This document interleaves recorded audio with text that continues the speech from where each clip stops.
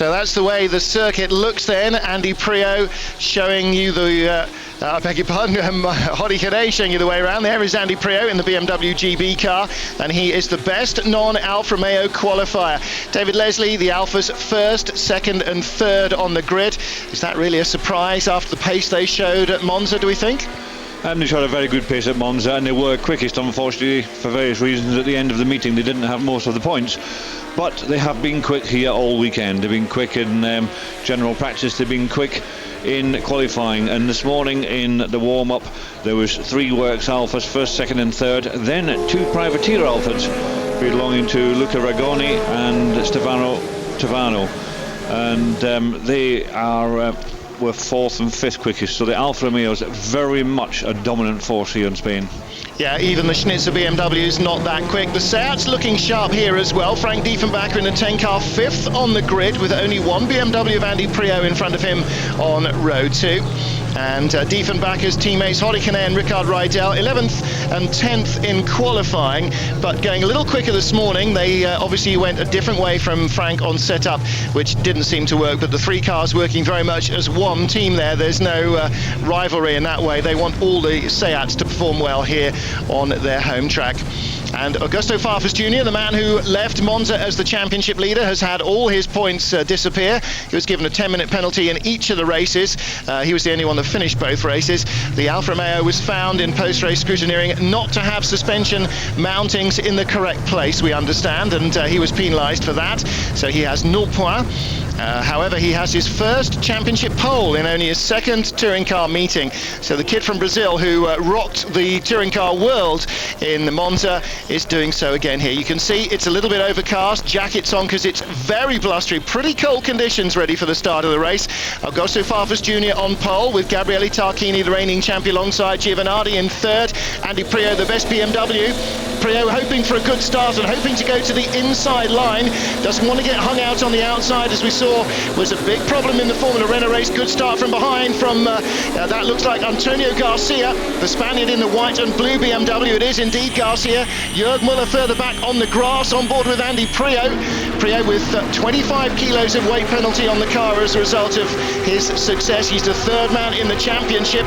And there's trouble for one of the Seats, and that is Diefenbacher, the 10 car, right on the outside in the gravel, but continuing. Andy Priaulx, well, he didn't even break the Alfa 1, 2, 3 into the first corner, David, and that's going to be a problem. The Alfa's in front, away from the line where the BMWs have their only advantage here. Look at that, 5, 6 BMWs racked up behind the 3 Alfa Romeos, but I think that's where they'll stay. Yes, BMW normally try and make that very good start with the rear-wheel drive, getting out into the front in order to try and control the race, but they know that they just cannot compete at this moment in time with Alfa Romeos. If Alfa Romeos get out in front, they're very much having to follow them, and that's exactly what's happened here. Normally they can split the Alphas, they can get one car up front somewhere and try and control the race, but this obviously hasn't happened, and I can see these 3 Alfa Romeos looking as though they're about to run away with this race from the rest of the field. Well, they're in reverse team order. Look, Farfus ahead of Giovanardi, ahead of Tarquini, 3, 2 and 1. Then Andy Priaulx, BMW GB entry, ahead of the red windscreen strip is Dirk Müller, and then you've got, I think, Antonio Garcia, Jörg Müller, and then it's Zanardi. So you've got the 2 Schnitzer cars intermingled with the 2 Ravaglia cars, the BMW Italia Spain entries, ahead of Tom Coronel, the quickest of the independents. Very good start from Jan Magnussen, the ex-Stewart Formula 1 and ex-Champ Car driver, now ex-American Le Mans Series driver as well, drove with Paynos for many years, and the reigning Danish touring car champion in that car, incidentally. Same chassis as he raced in Denmark last year, which must mean it's pretty tired, I would have thought. Good start from all but the second of the Alphas. Slow getaway from Diefenbacher, and he was left on the outside of the pack as they ran up through the first couple of corners. On the grass there, look at that. Jörg Müller getting onto the grass, on board with Tarquini. That's Giovanardi alongside, who didn't get away too well. But you can see that Tarquini didn't dive down the inside because they really didn't want a repeat of what happened in Monza, the last race meeting, when those 2 managed to take each other out. I'm sure they've had a talking to by their team bosses and say that we would like all 3 cars to finish this time instead of just one of them.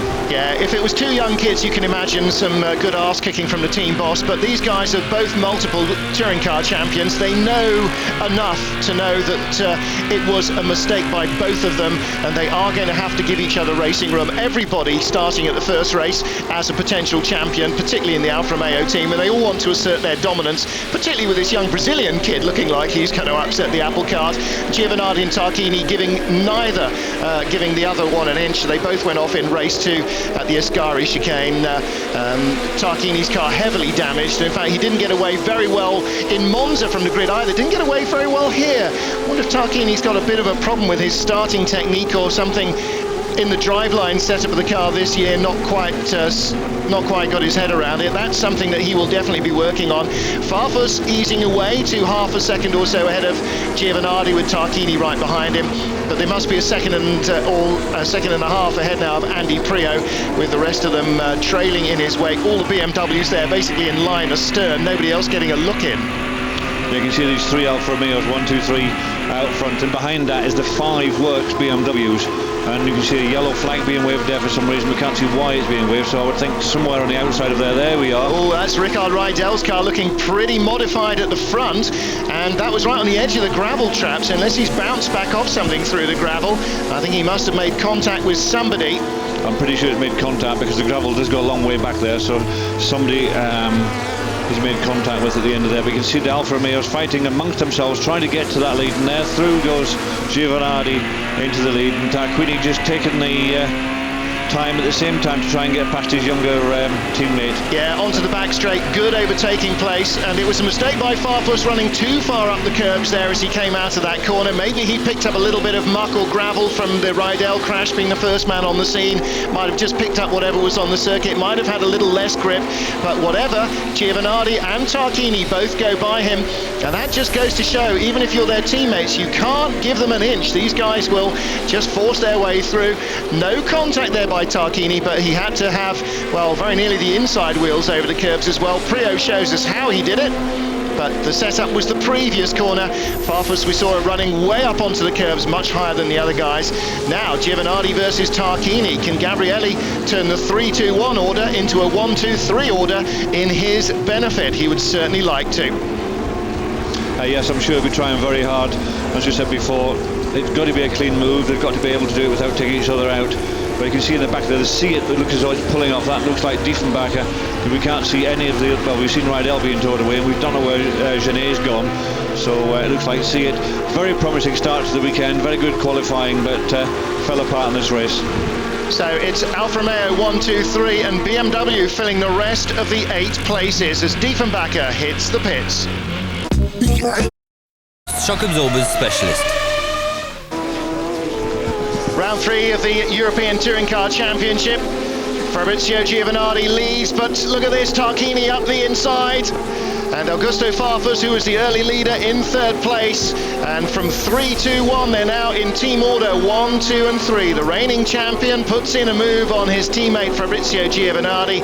And I wonder whether Giovanardi gave him plenty of racing room there, or whether that was just a little too fast into the final corner. Giovanardi saw the jig was up early though, David, and he definitely backed out of that one. Yes, he could have simply turned in and on his teammate, but that would have been a bit of a disaster really. So he gave him a bit of space, which was very gentlemanly of him, and through Gabrielli went into the front. And there we can see one of the Fords now being towed away. It's been parked up on the side. We think that was number 18, Sebastian Grunert. And one of the 2 Focus ST170s had its engine changed before the race after qualifying, and not having got my note to hand, I can't remember whether it was Grunert or Thomas Klenker, the former German super touring car racer who raced these cars in Germany in the last 2 seasons, who's stepping in for the sick Roland Ash in the second of the RS line cars. on board with Andy Priaulx, best of the BMs. Now, Priaulx was telling us this morning that they're keeping a set of tyres from this weekend as a carryover to Magny-Cours, where they think they will need more tyres than here in the less abrasive Valencia track. Now, that means that in qualifying and in free practice they were using essentially the same tyres, and he said a couple of their tyres were right down through the wire by the time they'd finished with them, so hopefully he's got something left in terms of rubber for race 2. Yeah, I'm sure he's got rubber left for race 2, but certainly when we spoke to him, he was saying that after the warm-up this morning, the 4 tyres he had on there were all had flat spots on them, and that's why he was way down this morning in the warm-up. He was down in 15th place, some 2.2 seconds off the lead, but as you said, tyre strategy becoming very important in this championship. Well, Tarquini starting to ease away from Giovanardi, and Giovanardi similarly ahead now of Augusto Farfus Jr. Priaulx really keeping an even gap among the top 4 there, but behind him the 2 Mullers in the Schnitzer BMW cars, well, they've dropped right back. Dirk Muller ahead of Jörg Muller, and that's a good start from Jörg Muller, from only 12th on the grid. Jörg is up to 6th place, then Antonio Garcia and Salvatore Tavano in his independently run Alfa Romeo, one of last year's Alfa Romeos, run by the Oregon team. His 156 GTA in 8th place, the last of the point scorers, and that will at the moment put him at the front of the reversed top 8 for race 2, so he will start race 2 from pole position unless somebody goes by him. Behind him at the moment is Alex Zanardi, so Tavana's Alfa has got past Alex Zanardi. Zanardi, of course, with the hand controls in his Rivalia team BMW. And behind him, Tom Coronel, the best of the independents, just ahead of reigning Danish touring car champion Jan Magnussen, fresh from the American Le Mans Series opener at Sebring a few weeks ago. So combining his touring car racing with some more prototype racing, and will be joined later in the season by his teammate from the Danish Championship last year, Jason Watt, the former Formula 3000 driver, who, like Zanardi, had an accident which has left him in a wheelchair. In Jason Watt's case, it was a motorcycle accident, and unlike Zanardi, he still has his legs, but unfortunately he doesn't have use of them either. But his car is being developed and made to conform to the current regulations. In fact, the car, the Peugeot of the Danish team at the moment, Magnussen's car, it's only a three-door hatchback, and they must use a five-door or a four-door car, or a four-door saloon car, which they're building up at the moment, and that will be a development of the car that they've been racing, and they're hoping that will be a little quicker as well. So Magnussen only down in 19th place in qualifying, very disappointed with that, but expecting that the new car will be lighter, more powerful, faster, better handling, and all the other things that you want from a new car, David. Yes, new cars, you always have great faith in them, saying they're going to be so much better than we've had before. And when they come out, generally they're not, but it doesn't take very long until they are. And these guys all had their new cars last year, and a lot of development work done over the winter. And you can see just how quick these cars are. The three Alphas out front. There's Andy Priaulx with his BMW, then the two works cars, two Mullers, Dirk Muller and Jörg Muller right behind that. Yeah, the two Schnitzer cars, I have to say, I think probably backing off the pace a little bit, because there's not much of a threat from behind. They're certainly not going to pass the Alphas, and the chances are they may not get past Priaulx either, who has shown them himself to be at least as quick as the Schnitzer cars, the factory run, everything, all singing, all dancing cars throughout last season and this season. So I think they're probably just preserving their positions and looking to race two for a bigger points score. Life's good.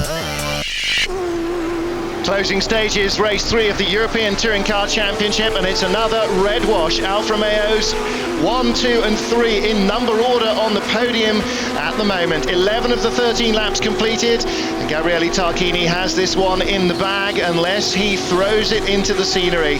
Behind the Alfa Romeos, Andy Priaulx, the best of the BMWs, in 4th spot in the BMW GB entry with the Schnitzer Run works cars of BMW Team Deutschland. Dirk and Jörg Muller 5th and 6th. Antonio Garcia for Roberto Ravaglia, the former European and World Touring Car Champion. His team running the BMW Italia Spain entry, that's in 7th place. Alex Zanardi, the sister car, in 9th place, and between them one privateer Alfa Romeo, Salvatore Tavano, in 8th place. The final point scoring option for the Oregon team. but we have seen all three Seats disappear from the race. Ricard Riedel we saw with his stowed in front end, Frank Diefenbacher we saw in the pit lane, and Hori Kane, like Riedel, disappeared on the first lap. And if the front end of Riedel's car is stowed in, they were qualified together with Hane ahead of Riedel.